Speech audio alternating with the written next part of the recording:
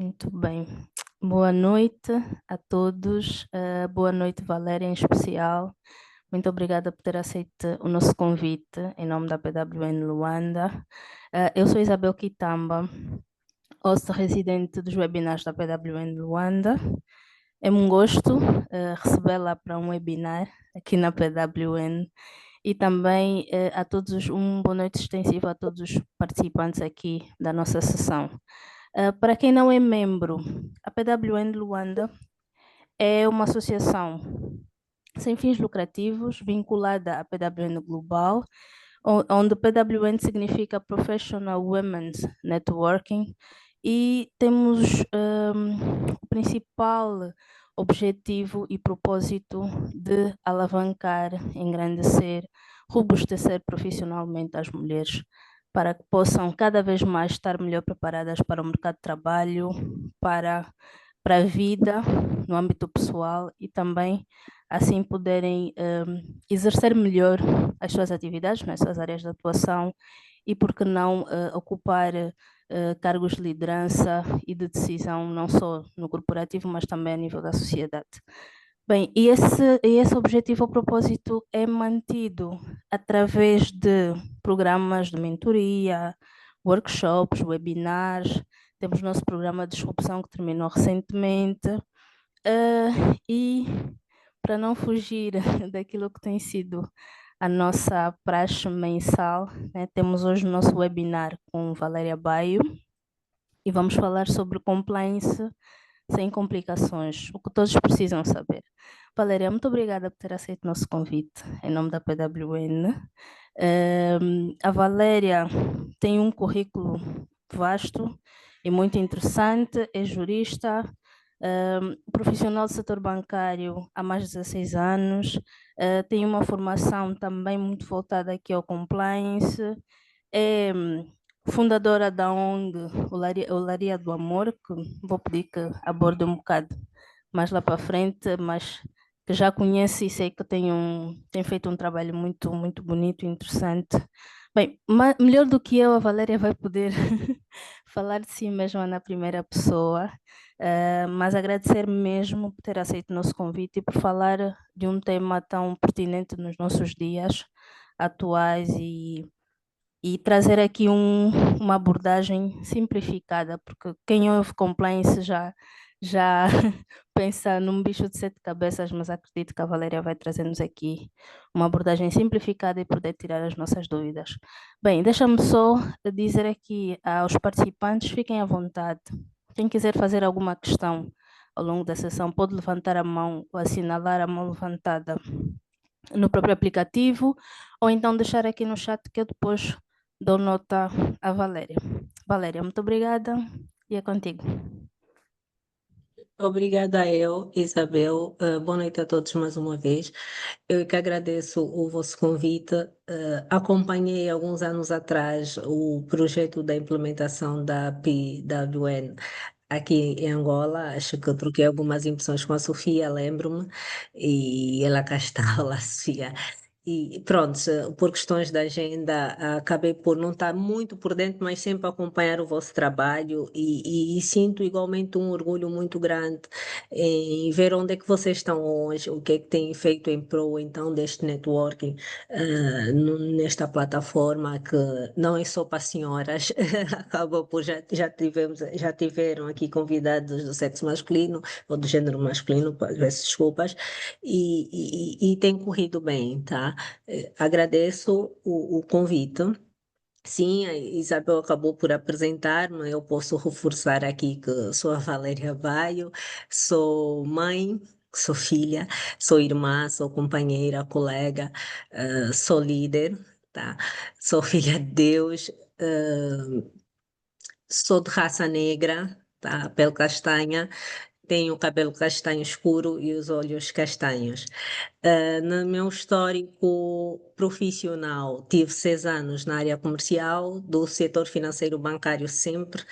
Tive Yeah, 6 anos e meio no, that's tive 6 anos e meio a trabalhar em auditoria e inspeção.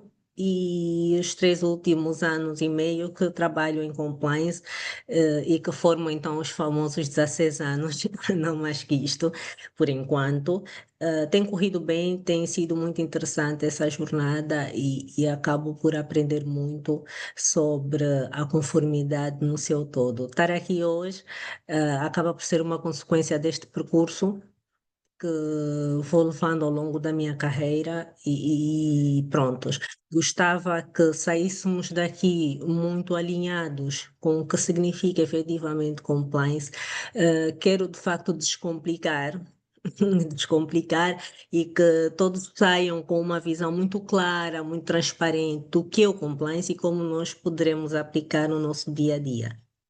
Vou reforçar que façam questões, interajam. Eu vejo cá muitas pessoas do setor financeiro, bancário, tenho cá colegas e é interessante, mas infelizmente eu também vou falar para quem não entende, porque também temos aqui estudantes e pessoas que não trabalham no dia a dia do compliance. Se calhar vamos preparando webinars com temas mais específicos nas próximas vezes, com temas mais direcionados para determinados setores, para conseguirmos então focar no público-alvo mais técnico. Podemos avançar. Alguma questão até agora? Ou vamos para a prática? Acho que podemos ir para a prática, Valéria. Estou aqui a acompanhar o chat e não temos questões ainda. Tá bem. Obrigada, Isabel. Então, pessoal, o que é o compliance? Ou seja, o que é que todos precisam saber? Esse tema é muito interessante. A Isabel, quando convidou-me e falou sobre o tema, nós queremos saber o que todo mundo precisa saber sobre compliance. Eu achei interessante a questão, mas posso dizer-vos que o compliance é o ar que nós respiramos. É o que eu acho que todo mundo precisa saber. Não, não é um bicho de 7 cabeças, é o nosso dia a dia, efetivamente. Ah, e em termos muito simples, significa nós cumprimos com a regra, fazermos aquilo que está dentro da lei, o que é correto e o que é transparente, tá? Então, o que é que acontece quando a gente não cumpre com a lei ou não faz o que é correto? Acontecem riscos. Por exemplo, se nós, e vou dar aqui um exemplo muito prático, se nós estivermos a conduzir e paramos no sinal vermelho com o nosso carro, nós estamos a agir em conformidade, em compliance. Se nós avançarmos no sinal vermelho, há riscos. Então, o risco que eu iria dizer neste momento é o risco de um acidente acontecer ou de atropelarmos alguém ou de um carro bater. Então, este é o tal risco de nós não agirmos em conformidade. Bom, antes de continuar, prontos, quero dar aqui uma nota do dia 11 de setembro.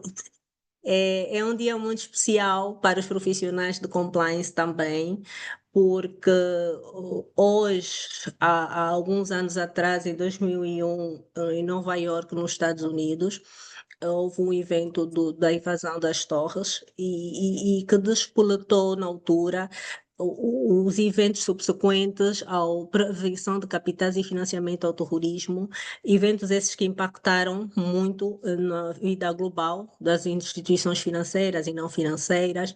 Tivemos aqui a implementação de recomendações do GAFI sobre o financiamento ao terrorismo, surgiu então a Lei Patriota dos Estados Unidos que impacta as instituições financeiras a nível global. Então, hoje também é um dia muito especial. Por acaso quis dar essa nota hoje, logo de manhã disse, "Epá, hoje é dia 11, é o dia do webinar sobre compliance, coincide muito bem." Há um colega que disse, não, hoje é o aniversário do compliance. E estávamos a rir, mas e pronto, acabei por fazer um minuto de silêncio também pelas vítimas, claro, mas é uma data especial para nós, técnicos de compliance, porque foi a partir daí que a gente começou a criar e as instituições mais ferramentas de monitorização e controle, atualização de políticas sobre a prevenção do financiamento ao terrorismo e datação, claro. Bom, dando continuidade, isso foi um parênteses. Dando continuidade, é um erro as pessoas direcionarem o compliance à banca, ao setor financeiro. É legítimo, é normal, porque cá em Angola acabamos por ser um pivô. O complexo começou a ficar muito famoso sobre a sua implementação. Na altura, as direções foram criadas e falou-se muito. E hoje eu vi um post da Isabel que falava sobre isso. Ela dizia: o complexo não é só nesta área, e nós vamos falar um pouco sobre isso, não é? O compliance aplica-se a qualquer setor e nós temos a ISO 37301, que seria importante quem está aqui depois pesquisar um pouco sobre ela, que fala sobre o sistema de gestão de compliance, e essa ISO também nos mostra que o compliance é aplicável a todas as empresas, todo o setor, seja público, privado, sejam pequenas e médias empresas.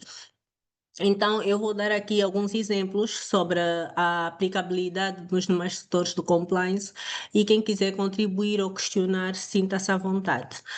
A primeira empresa, e eu tento fugir muito quando falo do compliance do setor financeiro bancário, porque a minha tendência é virar para este setor, porque é onde eu trabalho há 16 anos, mas efetivamente seria bom estarmos aqui a treinar o nosso mindset para falarmos dele em várias áreas. Falei da vida pessoal quando estamos no trânsito e posso falar de um setor de construção, por exemplo. Vamos falar do setor de construção ou o setor de uma empresa prestadora de serviço ou o setor petrolífero, que estão sempre nos mares, por exemplo. O que é o compliance ou qual é uma das atividades principais que as áreas do compliance dessas empresas vão olhar? Alguém pode dizer? Alguém que é que soa a cabeça quando falamos, ok, há um controle que tem que ser feito pela área de compliance de uma empresa, por exemplo, de construção civil ou do setor de marítimo, de prestadora de serviço? Ninguém. Eu Esteja à diria que são vontade de ligar os microfones ou responder no chat, se for o Tá bem. caso. Ok, obrigada, Isabel. Eu diria, por exemplo, que são as normas de segurança no trabalho. Tá? Estes setores, por exemplo, têm um foco muito grande em ter essas normas atualizadas para que evitem acidentes e um risco muito grande para eles quando não têm essas normas atualizadas. E quem fala do setor de construção, eu posso falar também de uma escola, por exemplo, as escolas. Ok, tirando as normas, o que é a conformidade que um departamento ou área de compliance do setor de ensino deve ter em conta? Quem? Tem que falar, não fiquem tímidos. Eu diria, nas escolas, assim, muito rapidamente, que é a proteção de dados dos alunos. E nós já vemos atualmente muitas escolas, quando os pais vão lá fazer a matrícula ou a confirmação de matrícula dos filhos, dão um documento a pedir autorização para poderem usar, se calhar, a imagem, às vezes, do aluno em atividades da escola.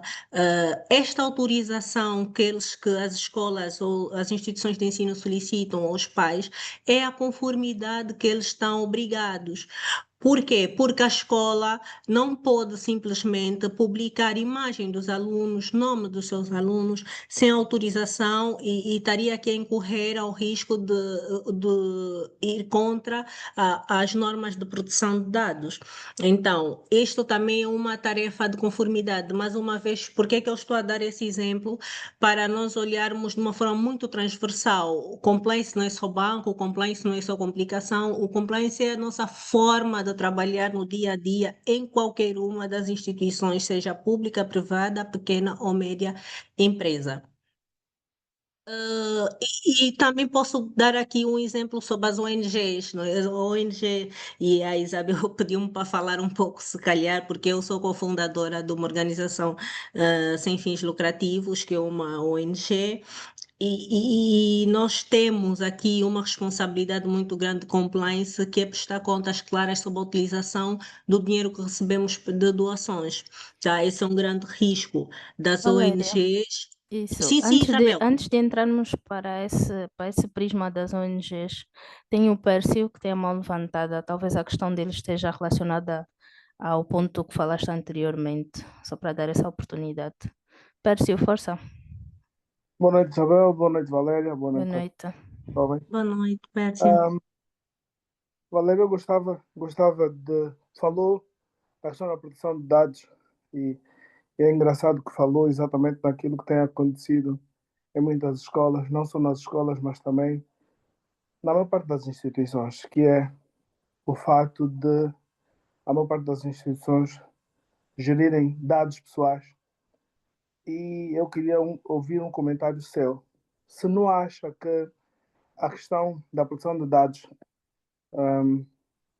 que em Angola é a Lei 22/11, é um pouco, vou dizer, desvalorizada. Vamos falar, por exemplo, não no setor financeiro, ou melhor, não na banca, como diz, mas se calhar um pouco transversalmente a forma como algumas organizações têm, têm tratado ou não tratado aquilo que tem a ver com os dados pessoais. Se nós formos olhar para aquilo que diz a lei, a necessidade das empresas ou organizações como um todo que tratam dados, têm necessidade de informar a APD que dados estão a ser tratados. E pelo que sei, que é um tema do meu interesse, e a APD nos últimos anos tem feito um trabalho fantástico para divulgar, as empresas não estão para aí viradas. Eu queria ouvir um comentário seu como profissional de compliance, já que citou, vou dizer, um dos pilares que, ou seja, aquilo que tem a ver com compliance, a questão da proteção de dados é uma coisa que me interessa e muito. Eu queria ouvir um comentário seu. Muito obrigado. Eu acho que não vou me alongar mais, mas estou a gostar muito daquilo que está a dizer, faz todo sentido. Também sou profissional de compliance. Obrigado. Obrigada pela questão, Pércio. Excelente questão. Sim, o que é que tem se passado?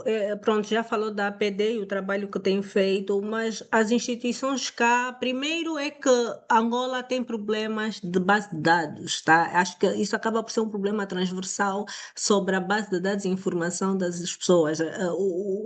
Os nossos cidadãos não têm a informação do BI atualizada. Tá? Muitos que estão aqui, se calhar, têm uma morada no documento de identificação e que não é a morada que estão atualmente. Então, nós temos problemas de base de dados. E depois temos aqui um outro senão, e que eu sei que tem sido o motivo de algumas sessões de debate entre a própria APD e algumas instituições, que é a disponibilização da informação. Eu, enquanto instituição, se fecho e tenho um contrato ou obrigatoriedade de registro de informações, por exemplo, dos meus clientes, eu também preciso que esses clientes assinem a autorização, tal como nós estamos tal como eu dei o exemplo de uma escola que deve solicitar a autorização dos pais, eu também devo mandar aos meus clientes, vamos supor um banco, a orientação e autorização dele para a partilha de alguns dados, como identificação e etc. E não se tem tido muita abertura a nível de muitas empresas, não falo necessariamente de um banco específico, mas as pessoas, primeiro, não disponibilizam informação, não autorizam a disponibilização da sua informação e não têm informação atualizada. Já temos instituições a lutarem, a trabalharem nesse sentido de organizar a base de dados, mas sim, concordo que ainda é um pouco negligenciado, concordo que não estamos, se calhar, a olhar com tanta atenção como deveríamos, somos muitos habitantes e um tema acaba por despoletar o outro, não é? A falta de, se calhar, de habitação, do sítio fixo, a falta de uma central de informação que é muito importante, impacta efetivamente. Ainda em tempos tive uma reunião com uma entidade externa e levantou-se esse tema. A questão foi, por que que Angola não tem esta central? O que é que se passa com Angola? Porque, e eu fiquei defendendo, não, mas por exemplo, a nível de crédito, nós já temos o BNA com essa informação, mas não é suficiente, isso não tem que ser, tem que ser se calhar o próprio Estado a pôr o pé nesse quesito e a reforçar a necessidade e obrigatoriedade, se calhar, de uma criação de uma central transversal e que estejamos atualizada toda a informação. Não sei se deu para contribuir, eu vi aqui alguns contributos a passarem. Isabel, acho que pronto, passou aqui algum comentário, mas desapareceu. Sim. Um dos comentários é meu e depois e depois o Pércio acrescenta que realmente, por acaso eu também lido com essa dificuldade em termos de dados. E em muitos casos aqui, um dos temas é a ausência de integração de dados até de uma mesma instituição. Tu vais para um posto no Zango e vais para um posto da cidade, os dados nem estão integrados. Tu tens que ou abrir um novo processo, ou então se calhar voltar para o posto anterior para, para obter os dados. Ou seja, não há integração, não há sistemas que respondam a essas necessidades. E o Pércio dá aqui exemplos da Polícia Nacional e dos hospitais que não têm esses dados integrados realmente. É um tema de debate muito interessante, Pércio. Obrigada pela questão e pelo contributo. Pronto, se tem mais alguma questão, podemos continuar. Podemos continuar, já não temos ninguém com a mão levantada, então podemos ir Ok. para a questão das ONGs. Pronto, estava a dizer, eu tenho a Associação Olaria do Amor, que temos como objetivo a criação e gestão de refeitórios e dormitórios comunitários e vamos fazendo algumas atividades a nível nacional, em algumas províncias, comunidades, escolas com necessidades, né, as pessoas mais desfavorecidas, apoiando nesse quesito e recebemos muitas doações e contributos de forma geral. Então, o que é a conformidade de uma organização sem fim lucrativo?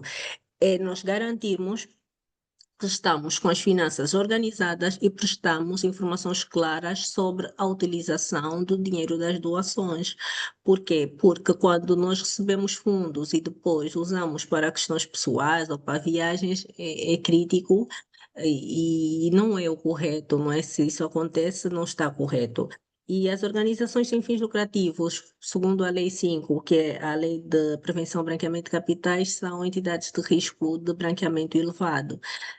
Têm sido usadas muitas vezes para financiamento ao terrorismo, para lavagem e branqueamento, lavagem, pronto, é um termo muito usado no Brasil, mas para o termo de branqueamento de capitais, há pessoas que desviam fundos e acabam por usar as organizações sem fins lucrativos como doação.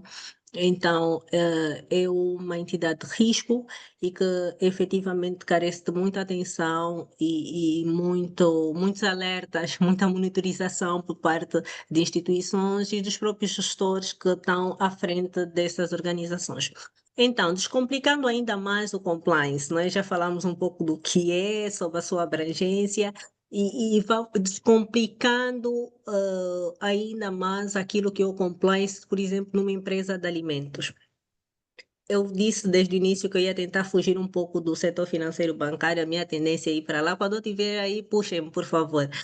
A empresa de alimentos, se não cumprir com as normas de higiene, que é a norma que se calhar eles controlam melhor a higiene para os alimentos, o que é que acontece? Acontecem multas, por exemplo, de uma autoridade sanitária, retirada de produtos do estabelecimento e uma má reputação. Estes são os riscos da não conformidade daqueles exemplos que nós demos acima que é necessário cumprir e que se não cumpre aparecem os tais riscos. Posso descomplicar ainda mais os termos risco para quem não domina o risco, são os problemas, tá? Para quem não lida constantemente com essa matéria, então, tenho aqui um exemplo muito interessante sobre a empresa de alimentos. Eu tenho um grupo de amigas no WhatsApp e estávamos a falar de compras e pronto, quem é dona de casa aqui sabe que está sempre à procura de sítio para fazer compras e que sai num sábado, passe umas 3 lojas ou 4. E uma delas comentou: não, a loja X eu já não vou, desde que surgiram os vídeos que tinham ratos no supermercado. E eu fiquei assim a refletir, isso foi há cerca de alguns dias, eu fiquei a refletir sobre o risco reputacional que essa empresa foi exposta. Então, nós temos que olhar isso para dizer que temos que olhar para o nosso setor de atividade, nem todo mundo que está aqui trabalha num banco, há pessoas que trabalham numa empresa de limpeza, há pessoas que trabalham numa empresa de construção, no setor petrolífero, então nós temos que olhar no momento de criar o departamento ou a área de conformidade, primeiro temos que olhar rapidamente para as normas que estamos subjacentes e depois os riscos inerentes da nossa própria atividade. A empresa de tecnologias não foge muito do que eu já falei sobre a proteção de dados.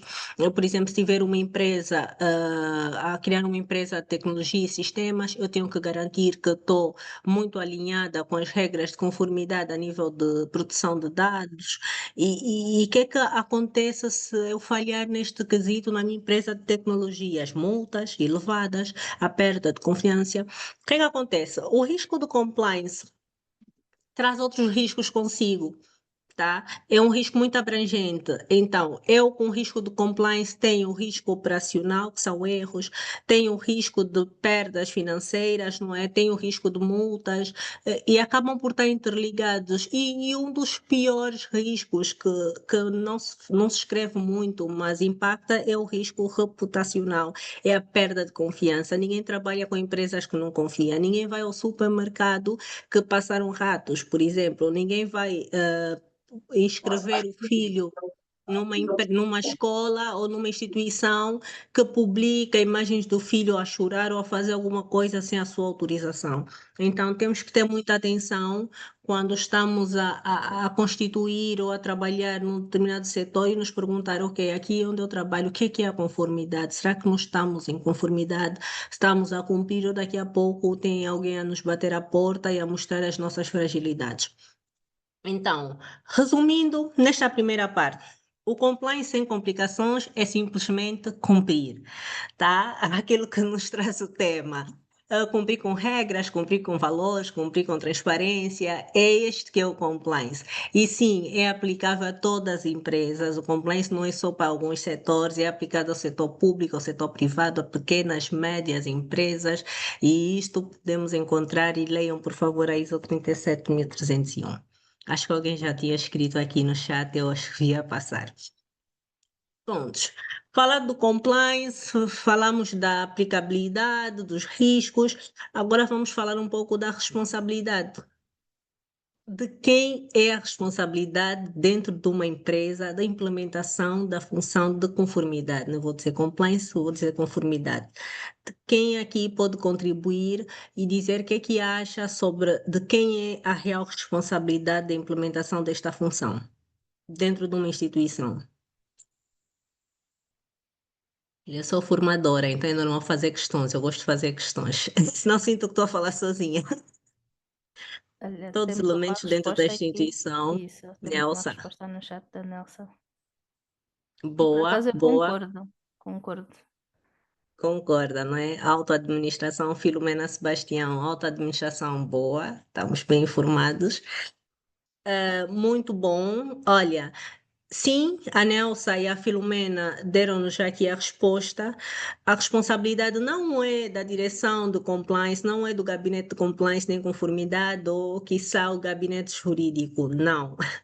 Primeiramente é da autoadministração, que deve garantir a implementação do compliance na empresa e depois de todos os funcionários da empresa, porque não adianta eu ter uma área de compliance e ter uma direção de compliance e depois o meu colega que vai fechar o contrato a atender o cliente está a fazer outro tipo de negócios incomuns com o cliente, não está a cumprir com as regras que devia cumprir, então a responsabilidade é efetivamente de todos, não de um único departamento. Sim, o que o departamento ou a direção de compliance vai fazer, na verdade, é monitorar, é garantir que a empresa está conforme em relação às leis e às normas que regem, mas não ser a pessoa que vai controlar, que vai no dia a dia, nos contratos, porque o pessoal do compliance não está no dia a dia da empresa, efetivamente, não está no negócio, não está quando a empresa vai fechar um contrato, vai se calhar o jurídico, a área de contratação, ou a área comercial.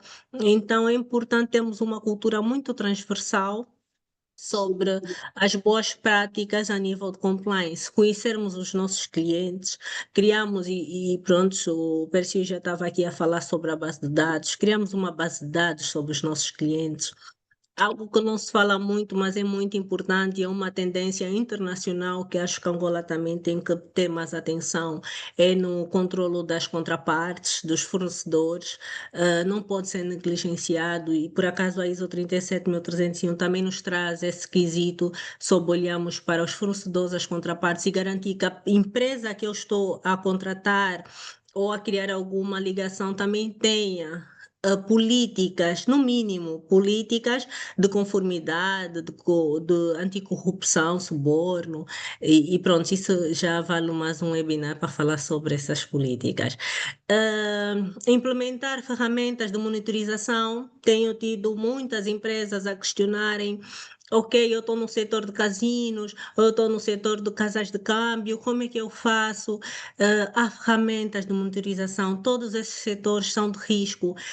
Todas as empresas acabam por ter algum risco a partir do momento que contratam pessoas, até funcionários. Então, ter ferramentas e políticas para proteger as nossas empresas é muito importante e documentar, documentar as decisões tomadas. Pode parecer ser algo muito básico, documentar as decisões. Que é isso, Valéria? Todo mundo sabe que tem que escrever, mas não, nem todo mundo faz. Nem todas as empresas fazem, se calhar tem uma reunião, combinam qualquer coisa e não documentam, mas é também uma conformidade, uma boa prática a nível do compliance, as empresas garantirem que documentem todas as decisões tomadas de forma transversal. Ah, pronto, deixa-me ver o que é que eu tenho mais aqui, qual é o tema. Sobre travar um negócio. Por acaso pus aqui nos meus apontamentos para falar um pouco sobre o travar o negócio. O compliance também tem sido visto como área que trava o negócio, que complica o negócio. Acredito que muitos de vocês que cá estão já poderão ter ouvido isso, e não, pois ter não. Se calhar sou suspeita em falar sobre, não, que é isso, nós somos uns anjos, não travamos o negócio, mas efetivamente não. O que um compliance bem implementado faz é tornar o negócio mais ágil, tá? Evitar burocracias, ajustar a própria área de compliance à empresa. Por quê? Porque se nós não formos proporcionais, e aí vou chamar se calhar o quesito da proporcionalidade, acabamos, e as áreas vão acabar sempre por sentir que estamos a impactar no negócio. Por quê? Uma pequena empresa, uma microempresa, não precisa ter um nível de controle de um banco internacional. Vamos descomplicar. Eu não preciso, e eu já vi, já vi, falo por experiência própria, pequenas empresas a dizerem: pá, Valéria, estou aqui, a minha empresa, queria agora empresa, vamos prestar serviços à área X, manda-me lá a vossa política, também quero ver como é que vocês fazem. Não, pessoal, não, aí nós vamos, se calhar vamos estar a dar tiro no nosso próprio pé, tá? As áreas de compliance, as políticas de compliance têm que ser proporcionais à dimensão das empresas. Tá? Então, vamos descomplicar. Eu gostei tanto desse termo, Isabel, nem imaginas. Vamos descomplicar efetivamente a área de compliance. E depois a integração no dia a dia. A integração no dia a dia, o que é? É eu, enquanto compliance, fazer parte dos projetos de compliance. Se a área de produtos está a criar um produto novo, integre-me, chame-me. Tá? E eu preciso mostrar às pessoas que e quando eu vos digo que a responsabilidade não é de todos, é aí que eu quero chegar. Eu, enquanto compliance, vou criar a política de compliance. Todos os colaboradores da minha empresa de construção sabem que existem normas, por exemplo, de segurança no trabalho. Então, o que é que eu vou fazer? Eu, se calhar, só vou reforçar o treinamento. Eu, quando entrarem colaboradores novos, eu vou garantir que eles tenham formações para perceber que existe essa política e nós vamos trabalhar todos em conjunto. Isso ajuda, mais uma vez, a não travar o negócio, não é? Depois vou falar das políticas, da cultura, desculpa. A cultura do compliance, compliance não é polícia. Digo isso do compliance, digo da auditoria. Pronto, eu trabalho em auditoria, inspeção e passa-me hoje sou muito crítica, infelizmente, quando vejo inspetores ou auditores com ou técnicos do compliance com aquela atitude de policiar, de ver, só apontar o que não está mal, não, não é isto. Nós aí vamos acabar por criar, se calhar, um choque entre, epá, ninguém está a fazer questões. Alguém escreveu alguma coisa, eu estou a sentir que estou a falar sozinha. Estou a Tem ver aqui aqui um alguns comentário. Tem um efeitos, comentário mas temos que da começar. Xerxas. Não sei se é assim que se pronuncia o nome, Xerxas Fonseca. Diz, eu acredito... Deixa-me só abrir aqui.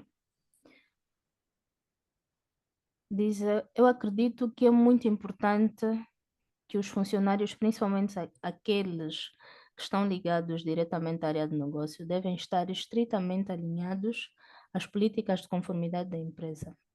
É importante que saibam o impacto do cumprimento de cada norma. Realmente. Obrigada. Depois temos uma Obrigada, pergunta do Xerxia. Amaral Eduardo. Questiona, Valéria, como podemos implementar o compliance numa microempresa? Ok. Boa, Amaral, obrigada. Prontos, boa questão. Gostei. Essa é uma questão que eu recebo muito de muitas empresas. É aquele exemplo que eu estava a dar. Aí, o senhor está a constituir a microempresa, mas está a pedir a política de um banco sistêmico que trabalha no mercado, um banco. É o seguinte. Primeiro, nós temos que olhar, Amaral, para o que atividade nós estamos a exercer nessa microempresa. Ok, estou a criar uma empresa, uma micro de formação, vamos supor. E quem é que regula a atividade de uma empresa de formação, Amaral? Quem é que regula? Qual é a entidade? Qual é a lei que fala sobre a constituição e os requisitos mínimos que essa empresa deve ter? Aí nós já estamos a olhar automaticamente para a conformidade. Tá? Nós não precisamos ter para uma microempresa uma direção de compliance, nós precisamos ter, se calhar, um responsável pela conformidade dentro da empresa e que vai garantir que esta empresa esteja a cumprir com as leis que regem aquela atividade específica. E ponto, o que nós vamos pegar é na lei e transformar em políticas, em procedimentos internos da própria empresa, para amanhã o regulador ou supervisor dessa atividade não nos levar a outros riscos de falta de conformidade. Temos aqui a questão da proteção de dados que é transversal também, temos a própria confiança de stakeholders, de empresas que nós vamos também estabelecer alguma relação. Eu não contrato empresas só a trabalhar comigo que não têm políticas, no mínimo, uma política de conformidade, de compliance, uma base de dados organizadas que estejam de acordo à lei. Então, é muito fácil, é muito básico nós conseguimos garantir essa conformidade. Não é esse bicho de sete cabeças. E não sei se consegui responder, Tamaral, se quiseres mais detalhes. Mas sim, acho que é por aí para começar, não é? Depois, se quiser, pode contratar uma empresa, que aqui deve ter profissionais que também prestam esse serviço a ajudar. Eu não. Pronto, nada, disponha. E dando continuidade, como eu estava a dizer, não podemos ser polícias, tá? Não podemos ser polícias. Obrigada, Amaral. E eu gosto quando as pessoas questionem-me, usem-me. Não vai ser sempre, mas é importante irmos falando um pouco sobre isso. Olha, eu recebi uma mensagem hoje de alguém dizendo: não vou poder estar no webinar, mas a minha questão é essa. E fez uma questão, e eu também já respondi, e isso é que é importante. Então, e também temos o tema de ferramentas, tá? Para uma direção de compliance, temos o tema de ferramentas. O que é que às vezes impacta no negócio? E por que é que dizem que o compliance não está proporcional ou impacta? É que às vezes as empresas criam uma certa burocracia a nível das ferramentas e soluções tecnológicas, procedimentos que não são ágeis, tá? E não conseguem avançar com o negócio. Checklists robustas, sistemas automáticos que depois acabam por não funcionar e não ser proporcional à dimensão da empresa. Então, é importante também na implementação do compliance nós termos essa atenção tá? De criarmos ferramentas ágeis, checklists ágeis. Nós não estamos no tempo do papel, da burocracia de não, agora vai para aquela área. Então, seria importante nós tornarmos o processo mais descomplicado, porque esse agora vai ser o meu termo, não é? Mais descomplicado possível para não termos aqui o choque entre as áreas de compliance e as áreas de negócio de determinada instituição. Olha, Valéria, temos agora aqui duas questões que eu acho que são muito comuns e se pudesses, de forma descomplicada mesmo, esclarecer aqui, seria muito interessante. Uma delas é da Verônica Coche, que questiona o que difere o compliance de um departamento jurídico numa empresa, e a outra é da Neide Macanda, que pergunta também a diferença entre o compliance e auditoria, que eu acho que são perguntas assim muito comuns e que seria muito interessante se pudesses descomplicar aqui para nós. Obrigada, Isabel. Verônica, muito obrigada, Verônica. Deixa-me ver se E eu a vejo Neide, aqui o nome. Neide, A Neide, ok, eu gosto isso. muito de tratar as pessoas pelo nome. São questões pertinentes e obrigada pela questão. Sim, Isabel, por acaso são dúvidas que as pessoas têm, meus colegas da banca que cá estão e com alguma experiência vão dar-me razão porque é que eu acabei por falar do básico, da base do compliance, logo comecei, porque não temos todos aqui que conhecem, dominem, e até quem está no setor também às vezes acaba por confundir. Confesso que tenho situações que chegam até a mim, eu digo, eu não vou responder isso, manda isso para o jurídico. E é normal termos essa questão. O que acontece? Há instituições há, se assim eu posso dizer, que têm a conformidade dentro da direção jurídica. Tá? Ainda há muitas, principalmente aquelas de pequena dimensão. Foi o que eu disse, nós não precisamos ter uma direção tão grande, compliance, proporcional, tem que ser proporcional. Então, é normal nós termos um departamento ou uma pessoa responsável pela prevenção e branqueamento de capitais dentro da direção jurídica, não me choca.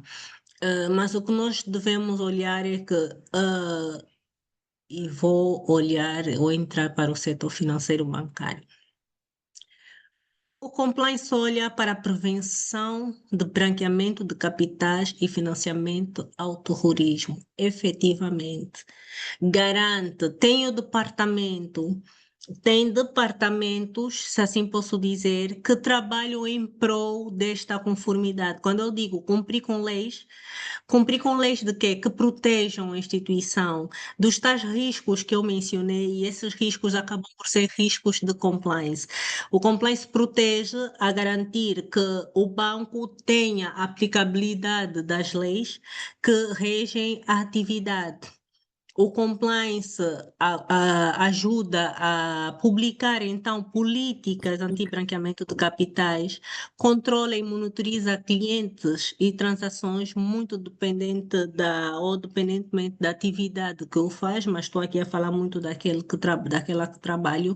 E já a direção jurídica não olha para a prevenção do branqueamento de capitais, se assim posso dizer, olha para leis, olha para contratos. Tá? E há muito trabalho numa direção jurídica, há ofícios, há recepção de ofícios para a empresa, há elaboração de procurações, controle de procuração. Isto não é trabalho do compliance, é efetivamente trabalho de uma direção jurídica, dos nossos colegas da área jurídica. Há representação do banco quando há alguma situação, quando há multas. Então, são trabalhos muito ligados ao jurídico. Agora, quando o trabalho do jurídico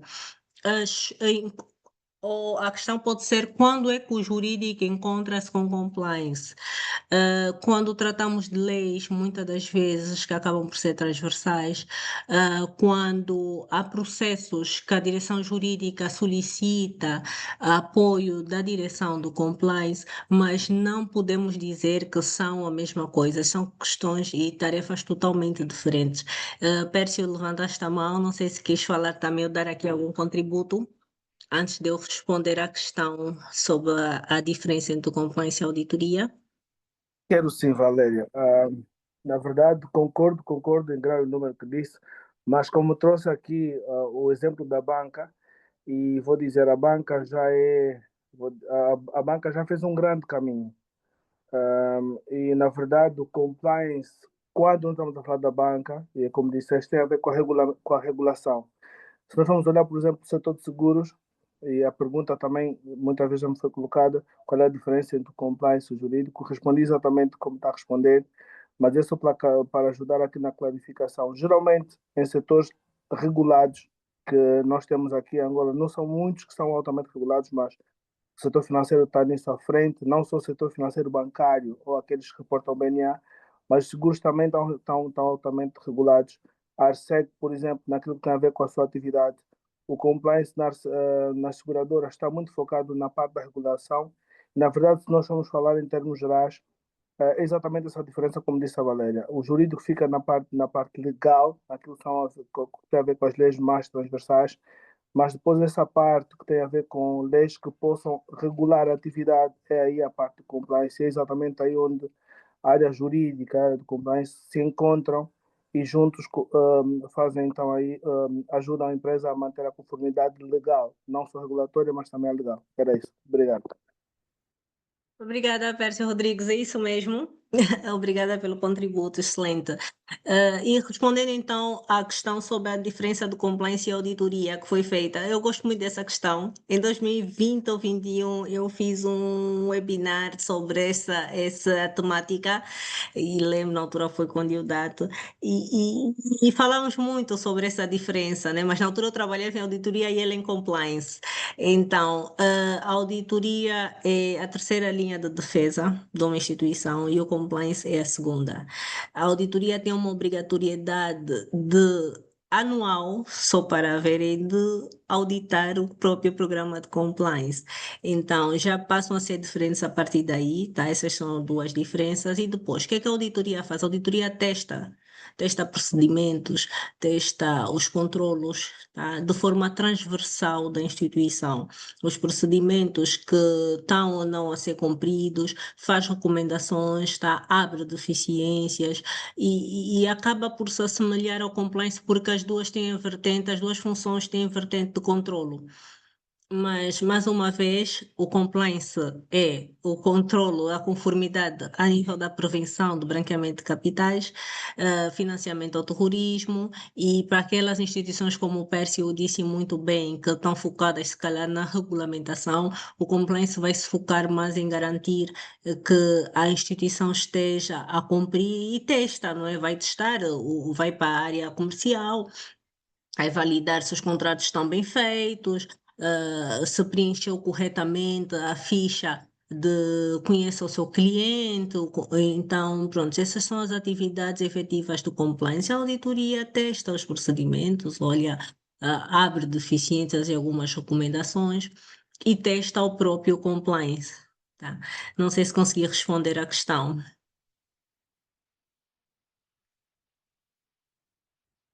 Pércio, Desculpa mais uma vez, mas como disse, avança.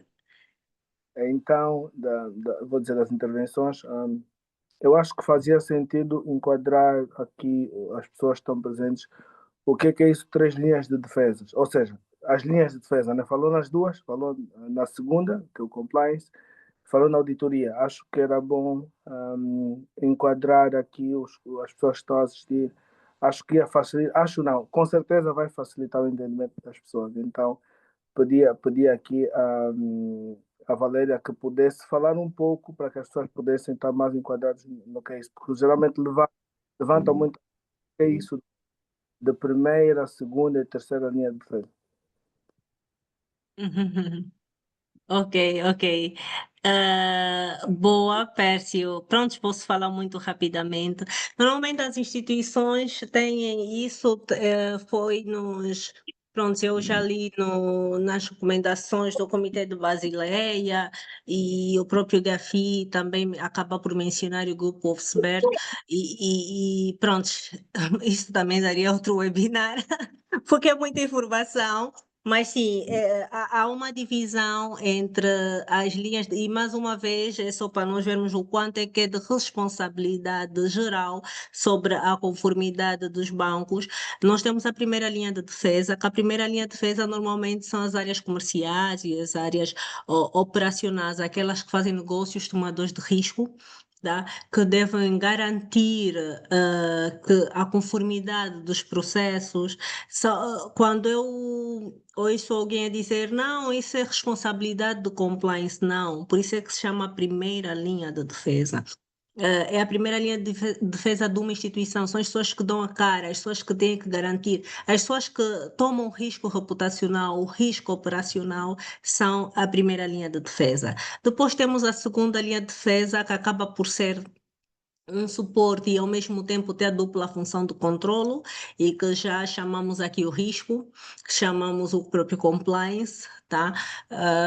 E a terceira que é a auditoria interna, né? Que controla todos nós, que também é a área de controle efetivo de uma empresa muito necessária e que acaba por testar então os riscos e os procedimentos de todas as outras linhas de defesa. Pércio, estamos? Estamos sim, Valéria, estamos sim. Acho que, que as pessoas estão assim também, agora estamos. Que bom, obrigada. É importante, é importante. Eu disse logo no início que o objetivo é que todos nós saíssemos daqui muito alinhados e todos capacitados para debater e falar sobre compliance no dia a dia, em todas as empresas, não apenas num setor específico. Prontos, eu acabei por ver aqui o código de conduta, uma Sim, questão sim. muito pertinente. Não sei se tem outra em cima, mas apareceu-me aqui. Antes dessa temos, sim, Valéria, temos mais duas questões que eu pedia que pudesse esclarecer assim muito rapidamente. Uma é do Estevão Félix.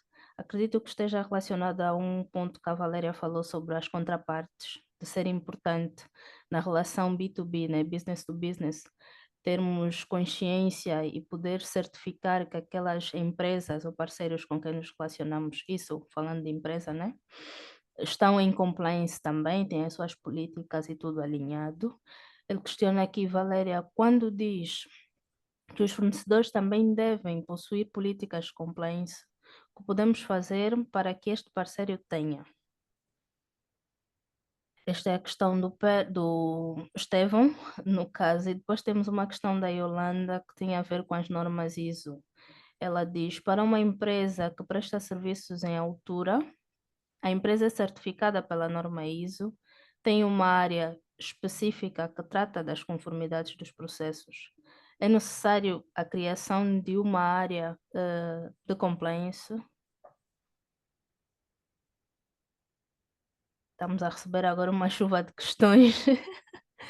Então, É normal, mas vamos Valéria, se calhar responder uma por uma, tá? Para não sim, perder vamos aqui, como eu disse antes da respondendo a sessão, essas eu duas. aqui a anotar computadores, não tenho o teu dom. Mas Força, pronto. podemos começar por essas duas então. Bom, sobre as contrapartes, não é? Foi a primeira questão do. Podes passar Do aqui o nome, Estevão.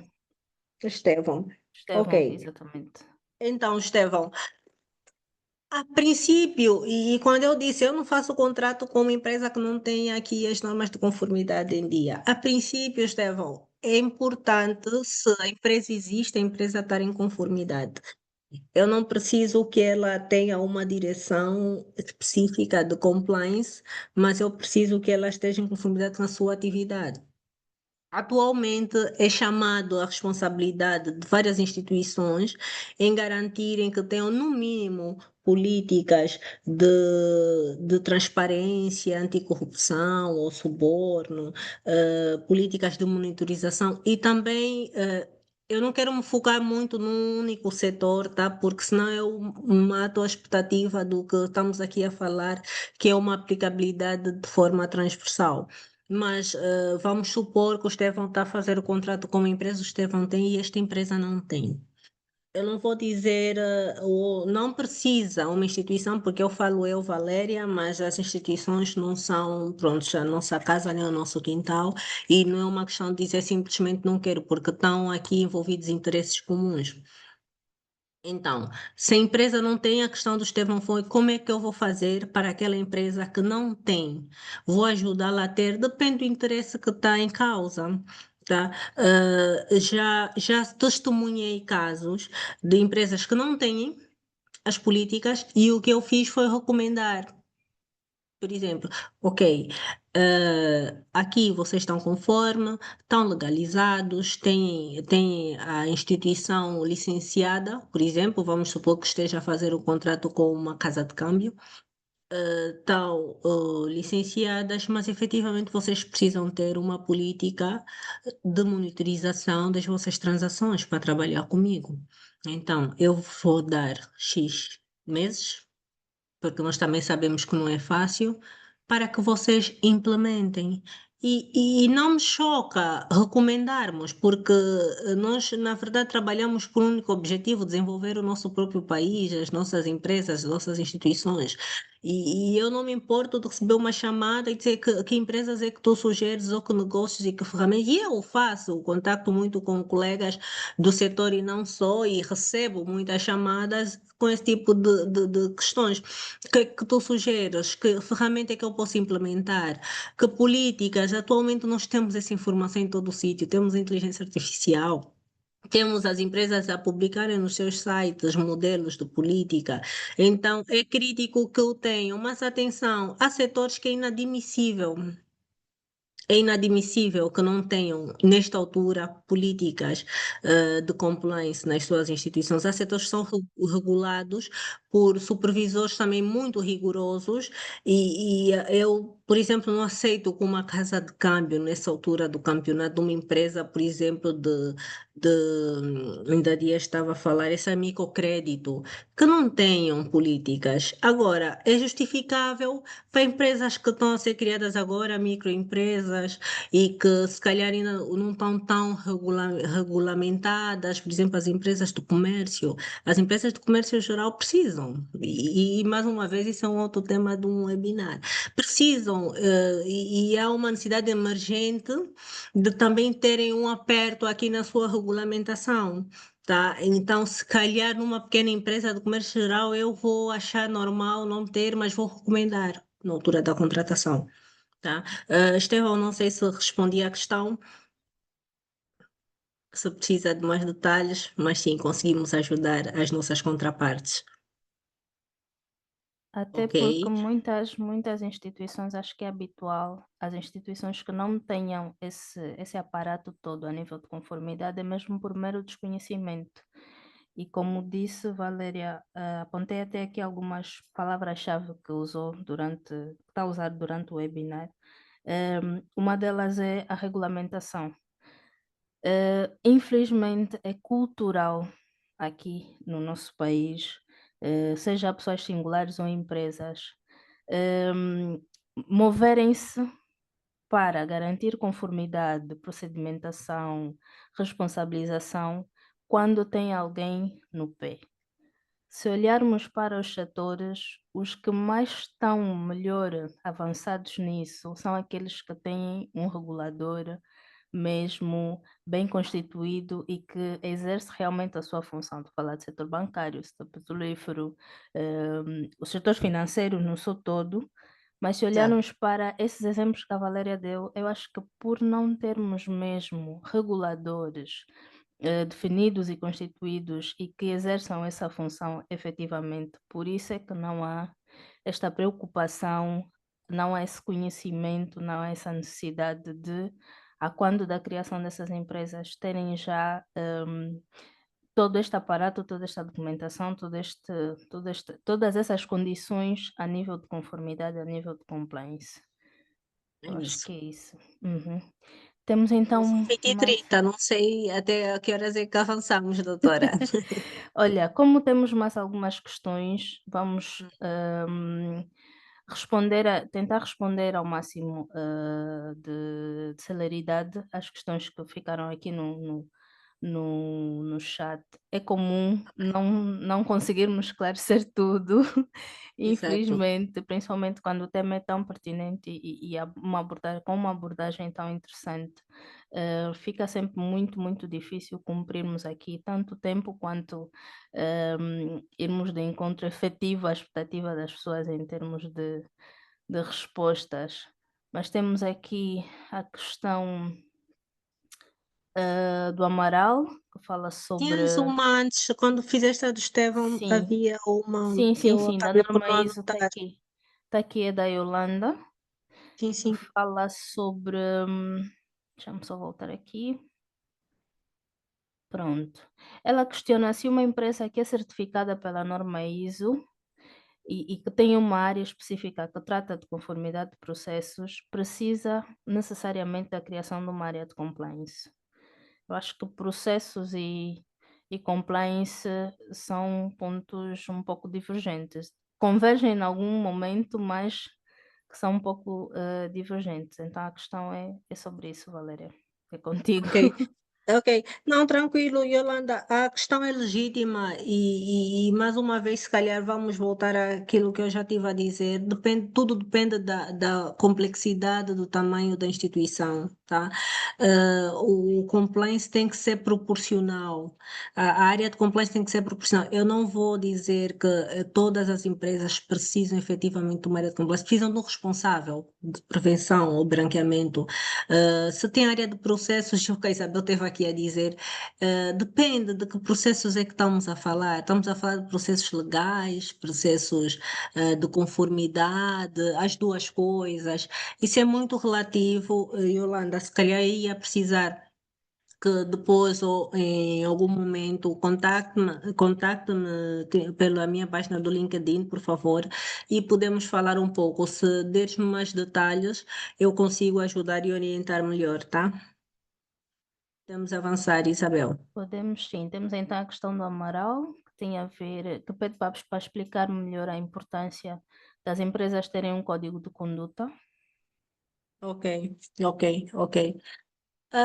O código de conduta acaba por fazer parte também de uma boa política. Há quem separa, mas eu acho que faz parte de uma boa política de conformidade de uma empresa. Ajuda e orienta, é importante sim, já para responder muito rapidamente, Amaral, é importante e acaba por ajudar as pessoas a terem respostas rápidas e linhas orientadoras sobre aquilo que é a visão e a política, o comportamento e a cultura da própria empresa. Então, sim, é muito importante. Estou a tentar responder rapidamente porque eu gosto de estar em conformidade e há senhoras que disseram que às 20h30 tem que fazer o jantar em casa. Então, sim, Pronto. sim, Amaral, é super importante e podemos interagir ao longo da semana sobre o tema, tranquilo. Seguimos então com a questão da Neide, que pergunta aqui se é possível garantir a conformidade no mercado informal angolano. E se sim, de que forma? Ai, que questão, Neide.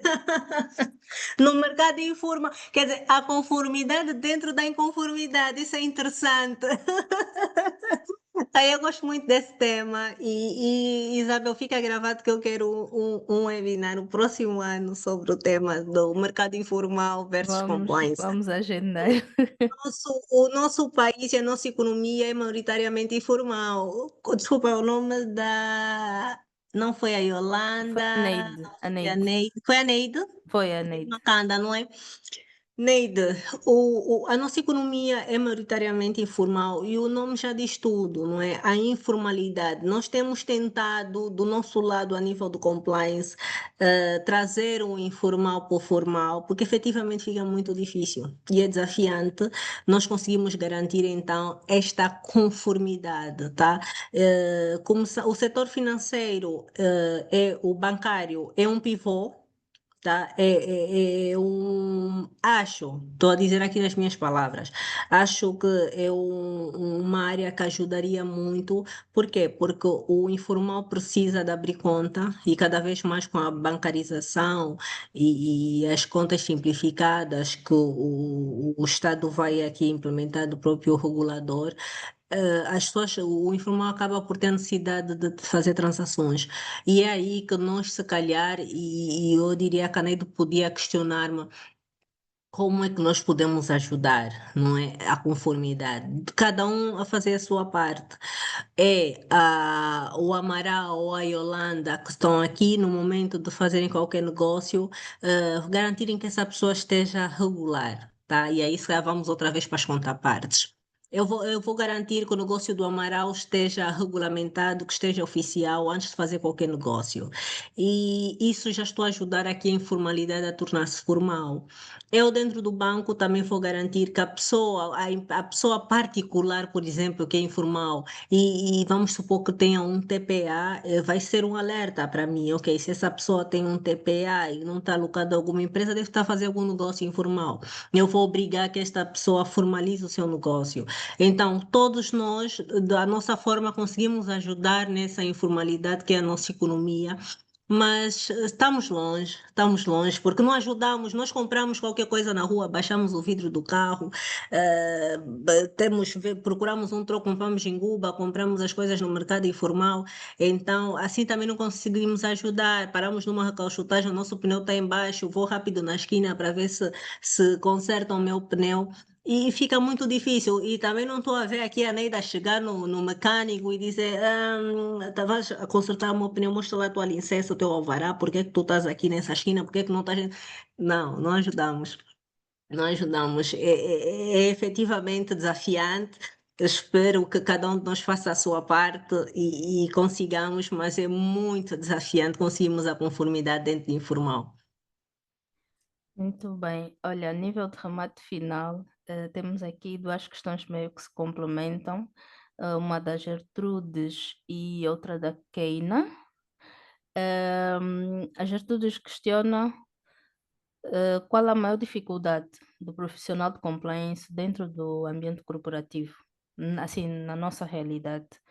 E depois a Keina questiona as principais ou as reais vantagens e benefícios do compliance e qual o maior desafio. Ok. Uhum. As virtudes, obrigada, Ikenia, excelentes questões. Maior desafio do profissional do compliance. Primeiro é o medo, se calhar. E pronto, eu vou usando aqui termos muito específicos, muito básicos. O que é que se passa? Nós ainda temos uma cultura do medo em muitas instituições. Quando digo medo, é o medo de responsabilizações, é o medo de enfrentar, de ser ousado, tá? O profissional do compliance muitas vezes está associado à produtividade da empresa. E se eu tiver associada à produtividade e o chefe da empresa me mandar fazer um contrato e que não vai de acordo aquilo que eu devo autorizar uma transação, muitas pessoas ainda têm alguns tabus e alguns receios e têm o receio de ser retalhado, por exemplo. Então, isto é um desafio. É um desafio as pessoas olharem para o profissional do compliance como alguém que está aqui para ajudar e não para atrapalhar o negócio, por exemplo. É um desafio. A cultura de conformidade no nosso país ainda não está. E vê-se pelo mercado, pronto, essa questão acaba por nos remeter à anterior, a quantidade e o tamanho da economia informal que nós temos acaba por ser um reflexo para quem está a apelar ou a olhar para a conformidade, né? Vamos chocar, porque nós estamos a olhar para um mercado informal que eu compro, faço, contrato pessoas, até as nossas próprias senhoras em casa, muitas não têm o contrato. E o profissional de compliance vem dizer que não, que é diferente, que nós temos que cumprir. Então, esse choque, no meu ponto de vista, é um grande desafio do profissional de compliance, a cultura e a mente, do próprio angolano, não é? Angolano e não só, do ser humano, em ser contrariado e chamado à responsabilidade sobre compliance. Temos mais alguma questão? Bem, a outra questão era sobre as vantagens e benefícios, os reais Ah, vantagens e benefícios. pronto, Assim, a acho que título já, mesmo já do remate falamos. final. Sim, já estamos no Sim, final. sim. Peço desculpas não conseguir responder a todas. Vejo aqui alguns comentários. Obrigada a todos. Pronto, as vantagens, como eu já disse desde o início, só temos vantagens, não é? Protegemos as nossas empresas, nos protegemos a nós mesmos, a instituição, e acabamos por contribuir para a transparência e qualidade da imagem e reputação que damos ao nosso país, tá? Sabemos que não estamos numa boa fase, em que Angola está na lista cinzenta e acaba por ser um risco reputacional muito grande. Acabamos por ter muito escrutínio a nível internacional sobre as nossas transações, sobre os nossos procedimentos. Então, estar em conformidade ajuda-nos a todos, e é importante pensarmos isso como país e não apenas como eu em particular, ou compliance, ou a direção, ou uma empresa de forma específica. Vamos todos fazer a nossa parte. E mais uma vez, Isabel, obrigada. Obrigada a todos que cá estão. Achei interessante termos aqui muitas pessoas. Não chega, uma hora não chega efetivamente, mas vamos tentar. Eu antes do webinar já disse a Isabel, Isabel, este ano não me chames mais, é o último. Este ano não quero, mas efetivamente aí fomos anotando alguns tópicos muito interessantes. Espero ter conseguido transmitir um pouco daquilo que é a minha experiência, do meu conhecimento, e pronto, tenho tentado estudar todos os dias para melhorar então e contribuir mais para o meu país. E espero que assim seja para todos nós. Obrigada, Isabel. Obrigada a todos. Muito bom, Valéria. Foi realmente 1 hora e pouco, muito bem aproveitada, muito objetiva, uma abordagem muito clara, muito cotidiana também. Eu acho que, independente de estarmos ou não, os participantes estarem ou não por dentro do tema ou do setor bancário especificamente, acho que ficou muito esclarecido, e acho que até conseguimos obter aqui insights interessantes e que muito provavelmente nem imaginávamos que tinham a ver com compliance. Nós é que agradecemos por ter aceito o nosso convite, agradeço em nome da PWN Luanda. Tem sido praxe pedirmos ao nosso convidado que deixe uma frase ou uma reflexão relacionada ao tema ou não, mas que seja algo que impacte ou que tenha impactado a sua vida, que nos possa impactar mais do que a abordagem que tivemos aqui hoje. Pode ser uma frase, uma reflexão, uma passagem, uma recomendação de um livro, de uma música, o que for, mas que possa nos deixar então refletir, nos fazer refletir durante a noite, o dia, para a vida. Partilha connosco, Valéria. Ok. Eu tenho uma frase de honra, que é a minha frase de todos os dias. É nunca é tarde, tá? Nunca é tarde. E aplico ela em várias vertentes, que nunca é tarde para fazermos diferente, para mudarmos, para recomeçarmos, para reconstruirmos e para estarmos em conformidade, claro. Obrigada, Isabel. Muito, muito bom. Muito obrigada a todos os participantes. Tivemos realmente sala cheia. Quer dizer que é um tema muito interessante para muita gente. E sim, vamos agendar outros webinars para complementar este. Convidar a todos, ou indicar aqui a todos que estamos a preparar o nosso evento, o nosso grande evento anual, alusivo ao nosso 4º aniversário da PWN Luanda, no dia 22 de novembro, no ENAP, uma conferência que está a ser preparada com muita dedicação, muito carinho, os temas muito interessantes também. Podem acompanhar os posts ou as publicações nas nossas redes sociais. E contamos com todos. Quem quiser fazer parte mais por dentro aqui da PWN Luanda, é só entrar para o nosso site. Há lá todas as diretrizes para se tornar membro singular ou corporativo. Muito obrigada a todos mais uma vez pela presença. Tenham todos um bom resto de noite. Obrigada, Valéria. Foi realmente uma aula muito Obrigada a boa. todos. Noite feliz, obrigada. Até já, até a próxima. Até breve.